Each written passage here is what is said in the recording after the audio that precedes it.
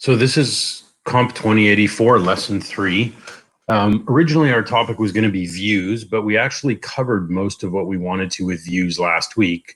So we're going to skip ahead and move into models and working with SQL Server, which is great because that may give us more time to later integrate some more advanced features into our low ballers online store.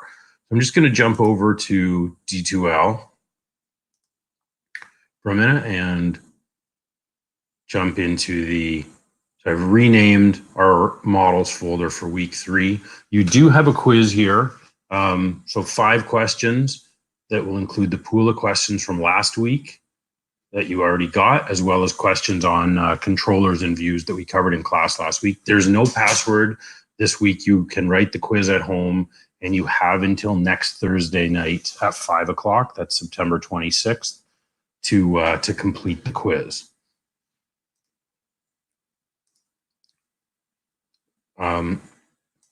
I also want you to, before you kind of work through this video, to pause it and watch this 9-minute sample video from lynda.com. Gives a really good overview of SQL Server. I know most of you have probably worked with it a little bit before. And the link here is to a discussion topic. So what I want you to do is think about, as you're watching the video, think of 3 reasons why you might use SQL Server, and create a new thread in my forum where you list 3 reasons why you might use SQL Server. So in terms of where this sort of ranks, here's one current metric that's looking at sort of enterprise level database systems. And we've really got 3 big ones. So Oracle would still be considered the lead, MySQL second, and then SQL Server. So these 3 have far and away the largest market share. So I'm going to kind of walk through a little bit of, so the video is going to take care of giving you a bit of an overview of why we're using SQL Server. We're going to set up a local database. I've put a database diagram as well as a script on D2L for you to download. I'll show you where to get those and how we set that up. Once our database is set up, we're going to configure our ASP.NET application to talk to it. And then we're going to use a tool. We're going to use Microsoft's Entity Framework library. That is a Microsoft Object Relationship Mapping tool, or ORM. And this allows us to generate model classes that are mapped to database tables. It also allows us to do the reverse. We could start with an empty database, define all of our class objects, and then generate the database from the class objects. And lastly, we use scaffolding tools to auto-generate controllers and views that we'll then customize in next week's lesson.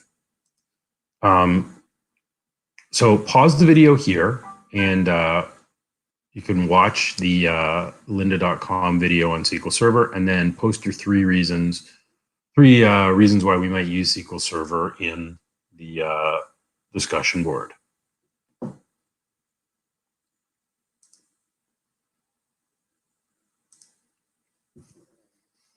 So I believe most people in the class should already have SQL Server installed. If you don't have it installed, you can download it from the Azure portal inside of software, and in there you can install either 2017 Enterprise or the 2017 Standard Edition.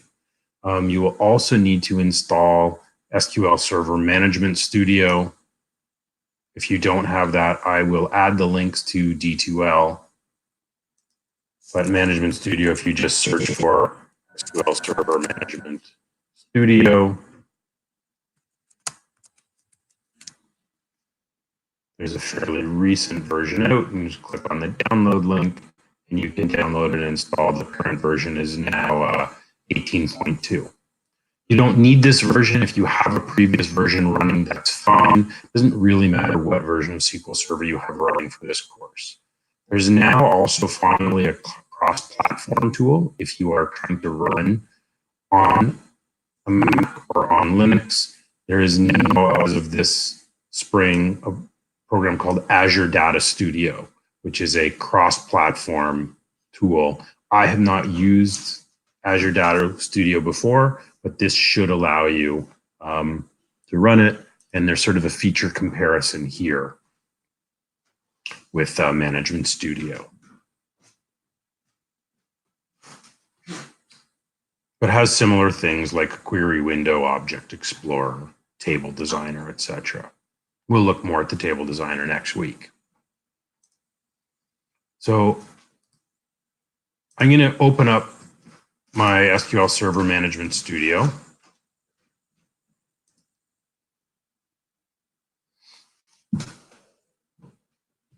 And I'm going to connect to my local server.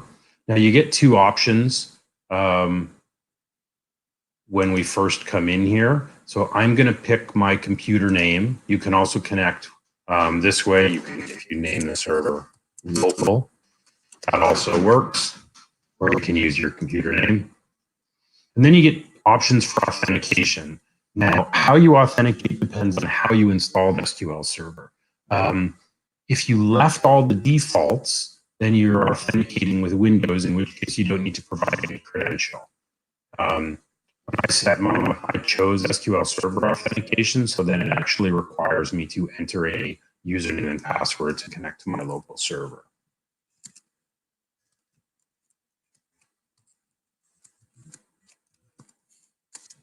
So I'll put in my password and click remember so I won't get prompted again.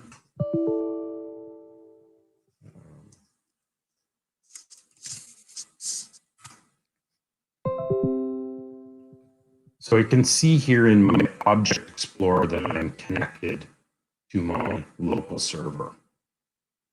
So what I'm going to do is I'm going to go and create a new database. So I'm going to expand databases, and I will right click and choose new database. I'm going to call it low ballers. So that's the name of our application. You can call the database anything you like. Click OK. So then I have an empty database here. If I expand it, there are just some system tables. Actually, that's empty, but no tables of our own. So to populate the database, I'm going to go back to my course link. And I've put an ERD, a rough picture of what our database might look like. We're actually not going to include the users table for now, but we'll include these other 5 tables: categories, products, carts, order details, and orders. And you can see that I've modeled the one-to-many relationships as well as the primary keys. And I'm using Pascal case following Microsoft's standard naming conventions. So just below here is the SQL script. So what I want to do is download this file. So I could open it, or I'll just save it to my machine. I already have a copy, so I'll replace it. So to populate the database, I can just click here and choose New Query. That's going to open up my query window, and notice that it's using my low ballers database. Sometimes this defaults to the master database, and if so, you want to make sure you choose the low ballers database. And now if I click on File and open my file, I can browse to the SQL script I just downloaded and open it up. So it looks pretty much like standard SQL. A few things different from some other database engines. For example, to automatically increment our primary key values, which we certainly want to do, we use the identity keyword. That means this category ID field, the values are automatically going to be assigned by the database. And for primary keys, we just add a constraint for a primary key. And here would be, for example, a foreign key, that we create a foreign key constraint connecting up the category ID as a foreign key. So all I need to do to run this is click the execute button. Runs quite quickly. I'm working on a local database. And now if I click on my tables and refresh the Object Explorer, I've got 5 tables: carts, categories, products, orders, and order details. Now I've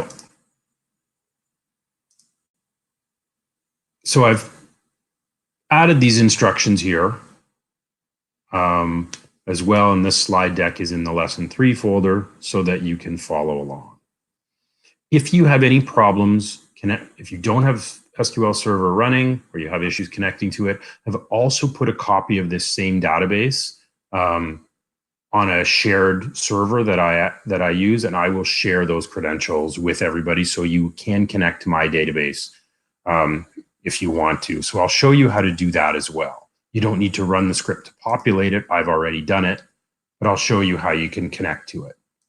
So if you go to your database engine and your local server group, you can choose new server registration. Actually, so I'll just show you. So if I choose new server registration, the server name is SQL Server 10.loosefoot.com, the hosting company in Saskatchewan that I've used a lot. We're going to change the authentication to SQL Server. A login is COMP2084G, and the password, I'll just type it in here, is like F2019 with a capital L. And you'll want to check remember password. And then I can give this a friendly name. I'll just call it Globallers. LFC is Loosefoot, the name of the hosting company. So again, if you want to work locally, you don't need to do this. If you have any issues setting up your database locally, I'll just make this a shared database that everybody in the class can connect to for the purpose of our in-class application. So connection and save it. And now I can connect if I want. If I double click it, it'll also connect to my live web database. We can see the other databases on the server, but we don't have access to them. But here is our Globallers database, which I've already populated with the same 5 tables. So again, you're free to use either credentials. So the username here is COMP2084G and the password Lakehead with a capital L 2019.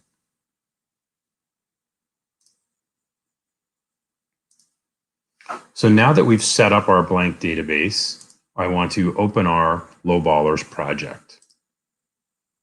I'm going to open an instance of Visual Studio.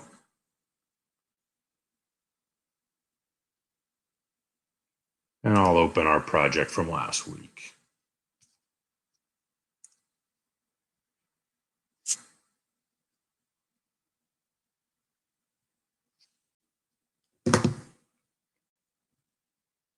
Now, before we can connect it up to our database, I want to go to my app settings.json file. And you'll notice that Visual Studio, by default, gives us a connection to a local database file. We don't want this, so I'm going to just, you can either comment it out or you can remove that line. I'll just remove it for now and save my changes. So you can either comment that below or you can remove it.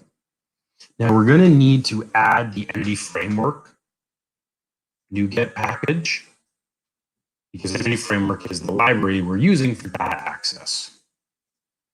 So what I'm going to do is in my project, I'm going to click on Tools, NuGet Package Manager, and Manage NuGet Packages for Solution. So this will show me what packages are currently installed. I'm going to click on Browse, and if I search for SQL Server, what we want is this first package, Microsoft Identity Framework Core.SQL Server. So this is contains the set of drivers for connecting to a SQL Server database. I'm going to click on package name, check my project, tells us it's not installed. Here's the latest stable version, which I want to install. and it will download the source code from this GitHub repository. So I'm going to install that.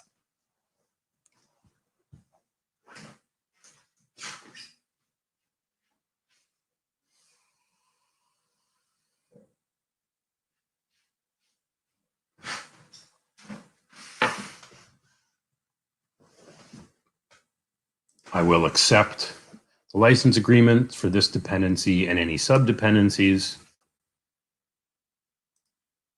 And now that we've added that, I'm going to build my solution.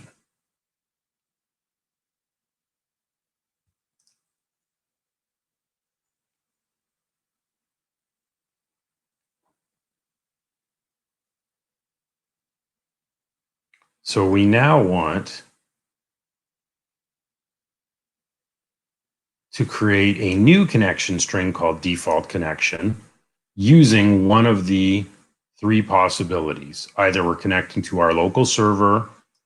If we say trusted connection equals true, that means we're connecting with Windows authentication. We don't need to provide any credential, just the name of the server and the name of the database. My local server is set up. The first part of this connection string is the same, but because I set mine up with SQL Server authentication, I need to provide the user ID and password. Or you could connect to my Loosefoot database, and I'll show you what that one looks like as well. So I'm just going to copy this line, and these slides are on Blackboard, are on D2L, so you have the ability to copy them. I'll go back to my package.command settings.json. I'm going to add a new default connection, and this is a keyword. Oops.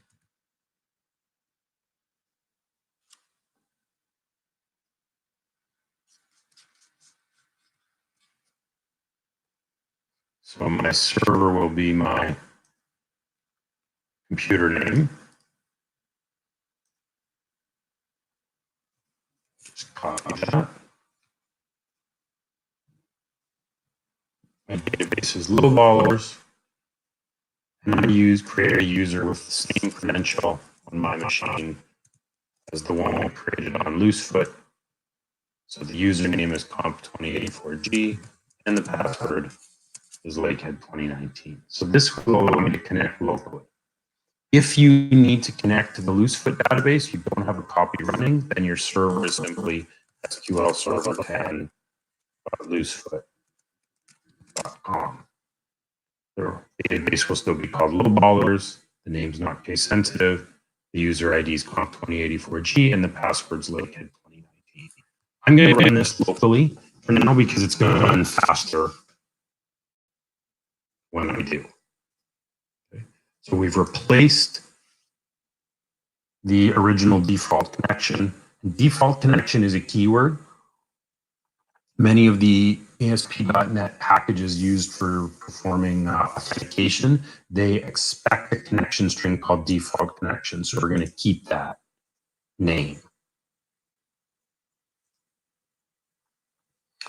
So the next thing we need to do is now we can start to use some of Visual Studio's and Entity Framework scaffolding tools. So I'm going to click on Tools, go back to NuGet Package Manager, but this time instead of the Package Manager, the GUI where I can view packages to install, I'm going to use the Package Manager console. This works much like NPM does with Node from the terminal. So Package Manager console actually uses Windows PowerShell. And the command we need, that I need, is actually here. So again, I've given you three options. If you're connecting to a local database with Windows authentication, then we need to copy this command. And again, you may need to change the server name to your computer name. I'm going to use this option. I'm going to scaffold my database class from my local server. Again, I'll have to put in my credentials before I run this. It says that the database type, the database engine, is SQL Server. We want to generate classes in the models directory, and we also want to use Microsoft's data annotations, and we'll see what that does later. If you're connecting to Loosefoot, well, here's your code. We're going to create a database connection object and scaffold the models from our Loosefoot server with these credentials. So I'm going to copy this.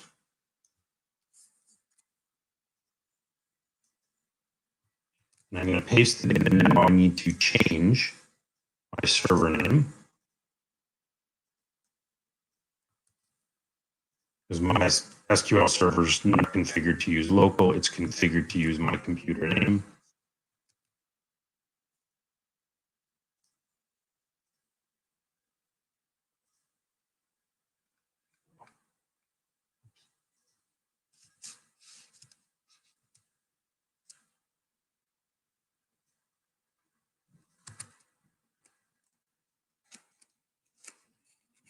So I'm going to replace that.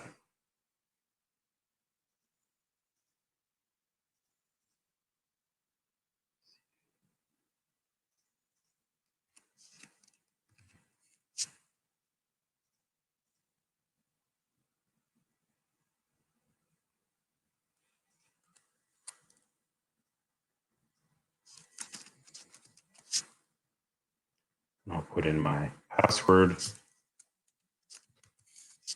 So there's my full command: scaffold db context, and then quote server equals in the name of my server, database is lowballers, user ID is COMP2084G, and my password is lakehead1. Now, put my cursor down at the bottom after minus that annotations, and we'll try to run this.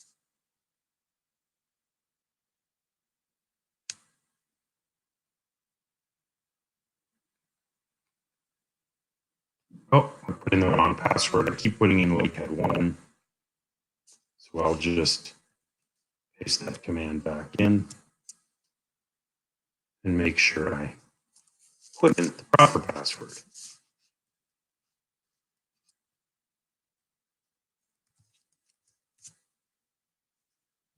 Okay, so I'll try that again.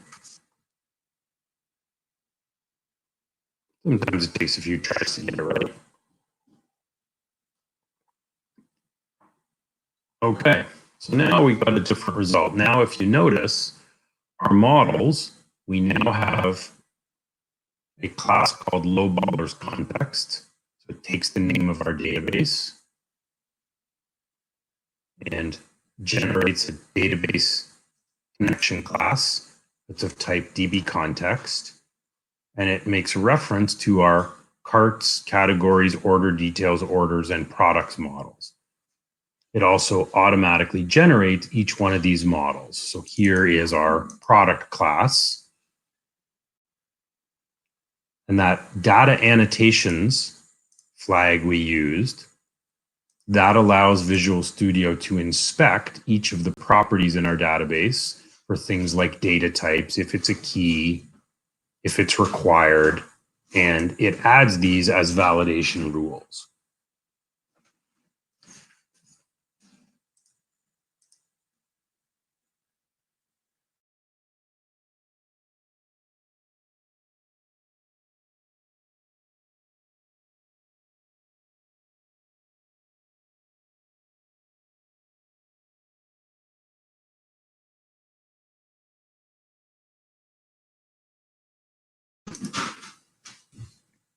Sorry for that brief pause. So we can see that we get a model for each table we create. Now, they've done something weird in NA Framework 7. The models are actually named with the plural names, which is not usual. Models generally are singular. We will stick with this for now. So there's our database class. And notice in here, there is a warning on line 28. It says to protect sensitive information, move it out of the source code. So it says if there are no options configured, use these options. And it's actually hard-coded our connection string into our C# file, which we don't want. I'm just going to comment out that we don't actually need this. So I'm just going to save and build. So my project builds. And I put a link in the slides that will describe a little more how the scaffolding works. That'll take you to this article here that explains a bit more about using the scaffold and these tools with an existing database.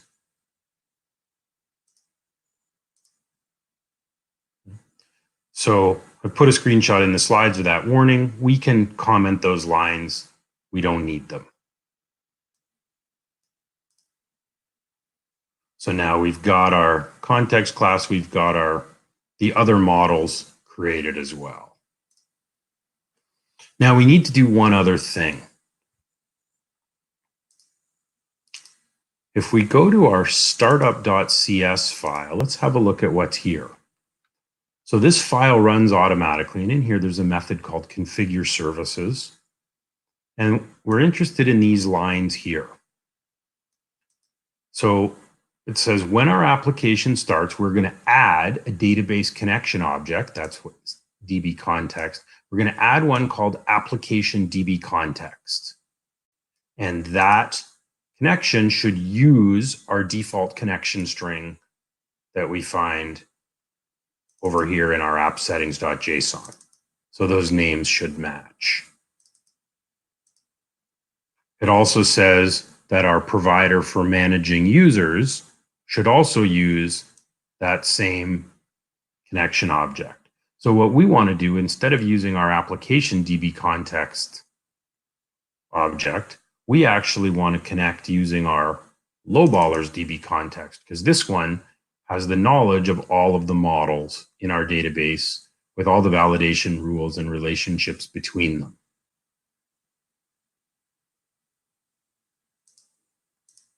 So what I'm going to do is I'm going to change my application DB context to my lowballers context. Because my database name is in lowercase, that's why I put it all in lowercase.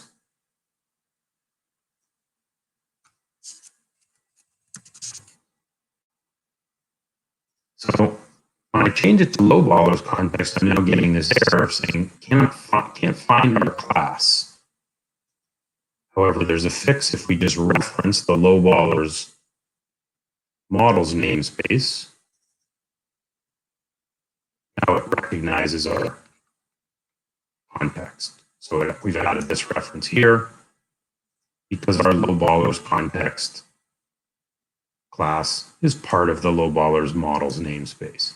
So let's build and launch our application. We won't see any changes on the front end, but at least when it runs now, it's going to try to connect to our database.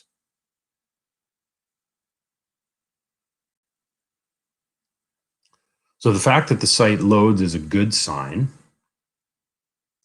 And I've documented all these steps in this slide. So we had application DB context in these two lines, and we've replaced it with lowballers. And then we added the reference to lowballers and lowballers.models namespace at the top of our startup.cs file. So we can build and our application runs.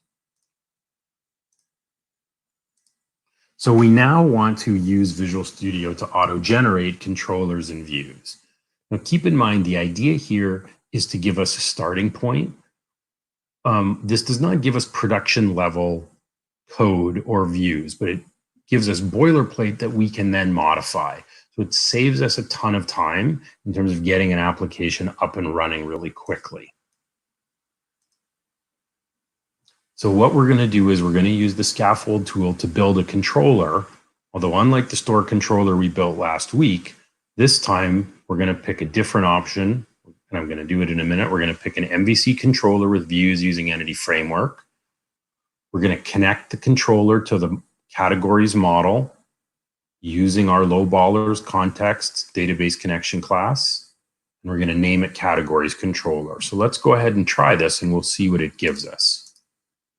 So we have two controllers, the home controller that Visual Studio built and the store controller that we built last week with an index and browse method. So this controller is going to be a little different. Now right-click controllers, choose Add Controller. This time I'm going to pick MVC controller with views using Entity Framework. My model is going to be categories.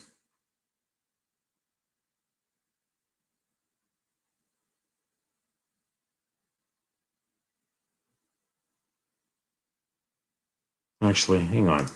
I'm a little curious. Why did we get both category? Oh, there was our category model we created last week. We don't need this one anymore.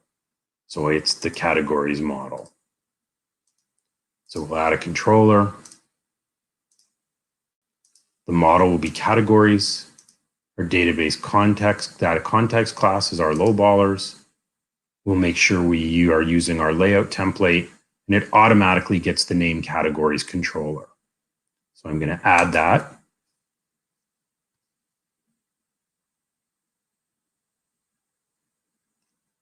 And let's see what we get.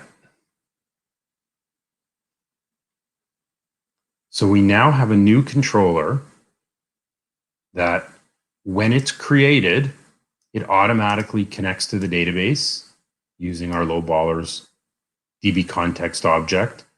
And look at all the methods we get. We get an index method that queries the database for a list of categories and returns them to our view. We get a details method that takes an ID parameter, an optional ID parameter, queries the database to try and find that category, and if it does, returns a single category to the view. We have two create methods, a get that loads a form, and a post that processes an add and save operation. We have an edit get and edit post, as well as a delete get and post. All of this code is fully functional. Now, you may also notice a few things we didn't see previously. We've got that all these methods are now declared as asynchronous. So when we scaffold controllers in ASP.NET Core, by default, all the methods are asynchronous, so the code is non-blocking. Microsoft has added this in response to the popularity of growth of Node. So we'll see three keywords here that indicate this is an asynchronous method. We see async in the method definition. We see await when we are returning the data. And instead of returning an iAction result directly, we now return asynchronously a task, and that task uses the iAction result interface. So the task, think about, thanks to Ken for this description, it's sort of a wrapper around our return type. If we take it out,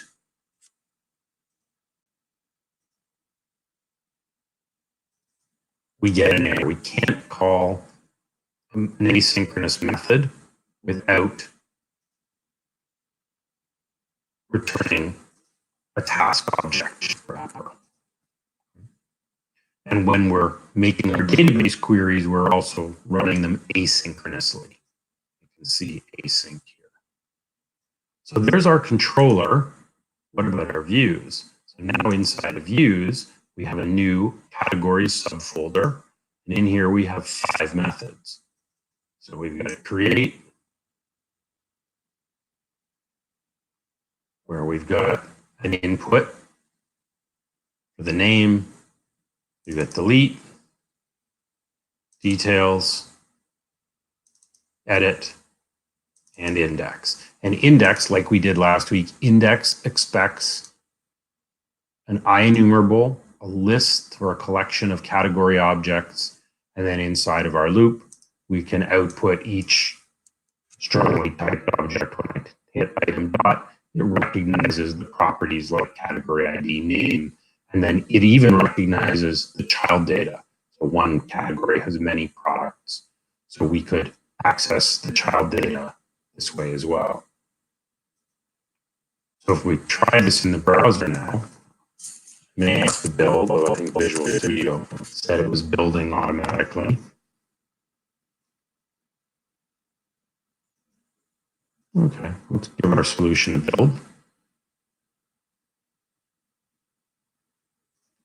And now if I go to categories,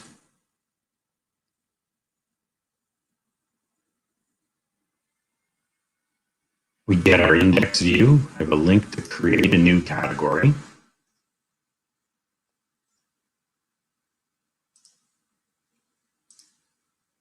So now I'm going to add these three categories: tech, sports equipment, and furniture. So when I create it as a database, redirects me to the index. I'll add sports equipment category.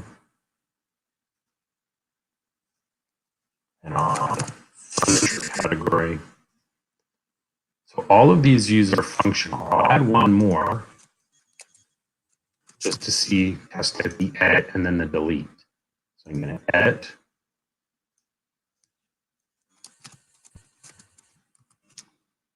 We can see our edit works.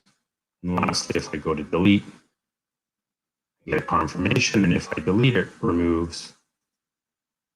So as I said, this is not a production ready application yet, but we're getting there.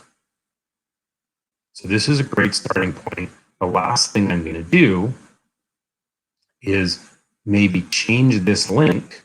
So our store link, which goes here to this fake, we actually want to change this link so it actually goes to the categories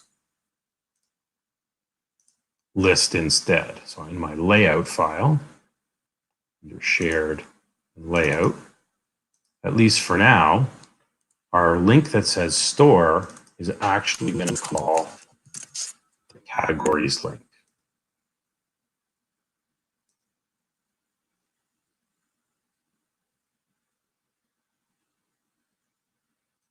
So now when I click store, I can start to browse. And yes, the customer shouldn't have all of this ability to add, edit, and delete categories, but it's a starting point. So there's lots of other things we need to do with this, but this saves us a ton of time. All we really have to do is create a database structure and use the Entity Framework scaffold and the Visual Studio scaffold to auto-generate boilerplate models using controllers, which we can then start to customize. So that's it for this week.